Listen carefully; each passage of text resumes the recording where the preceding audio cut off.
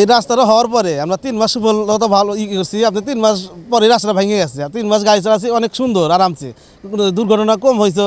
এখন মনে করেন যে রাস্তাটা ভেঙে গেছে, আপনার মনে করেন যে কোনো উদ্যোক্তা নেয় না, শুধু মাটি ফালায় রাখে। যে আপনারা দেখেন ঘষি মেলছে, গাছের গুঁড়ি রাখা আছে, দোকানদাররা বরাদ্দ করে দখল করে আছে, আপনার বালু নামানো আছে, খোয়া নামানো আছে। সেজন্য আমরা এই রাস্তা চলতে পারি না।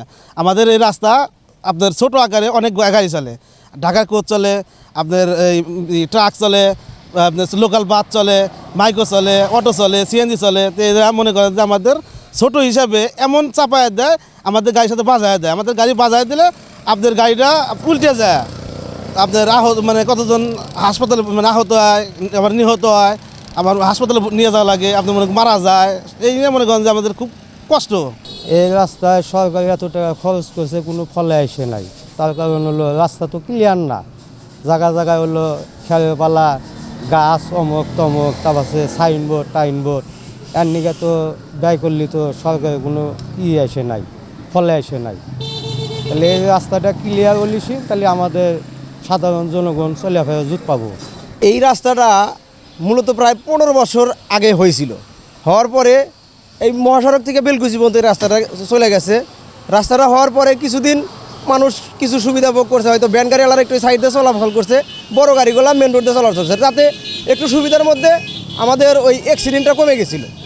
এখন দেখা যাচ্ছে এই রাস্তাটা হওয়ার পরে এই রাস্তাটা জায়গায় জায়গায় সাইনবোর্ড লাগানো আছে, ভাঙিয়ে গেছে, মানুষের চলাচল করার মতো কোনো উপযোগী নাই।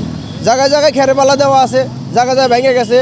মানে আপনি যতটুকু যাবেন, যাওয়ার পরে দেখবেন যে কোনো জায়গায় চলাচলের মতো অবস্থা নেই। বরং আর এই রাস্তাটা এখন যে অবস্থায় আছে, আরও মানে অপরিচিত কোনো লোক যদি গাড়ি নিয়ে যায়, মনে করবো যে এটা রাস্তা যাওয়ার পথে তো খাদে যাবে পড়িয়া।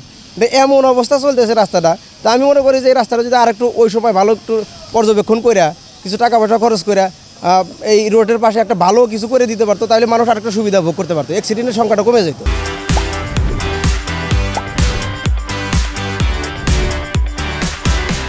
অনেক সমস্যা, রাস্তায় ওটাই ছোটো হিসাবে ধরবাগালি। আর পাশে একটা রাস্তা করে দিচ্ছে, যে এটা খালি মারি ফেলা দিচ্ছে, কোনো কাজ কাম করে নাই। যে এই রাস্তাটা ওইলে আলা দেখছে আমাদের সুবিধা, কারণ ওই রোডে আমরা উঠলাম, হাই রোডে উঠলাম না, তাহলে আমাদের জানের নিরাপত্তা হইলো।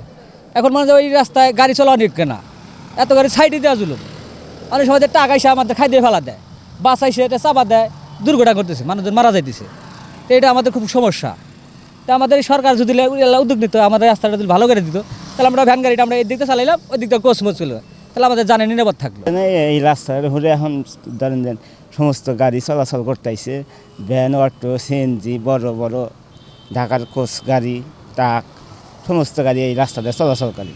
তাতে ধরেন যে আমাদের ভ্যান গাড়ি, বড় অটো করে, সিএনজি আলা করে নিয়ে অসুবিধা হয়। এই রাস্তাটা যদি হয়ে যায়, তাহলে মনে করেন যে রাস্তাটা চলাচল করতে আমরা সুবিধা পাবো। এখানে আমরা যেটা চাচ্ছি সেটা হলো যে আমরা জানি ইতিমধ্যে সিরাজগঞ্জ, আমরা ঢাকা থেকে টাঙ্গাইল হয়ে সিরাজগঞ্জ রংপুর পর্যন্ত আমাদের সাসেক 4 লেনের কাজ চলমান আছে।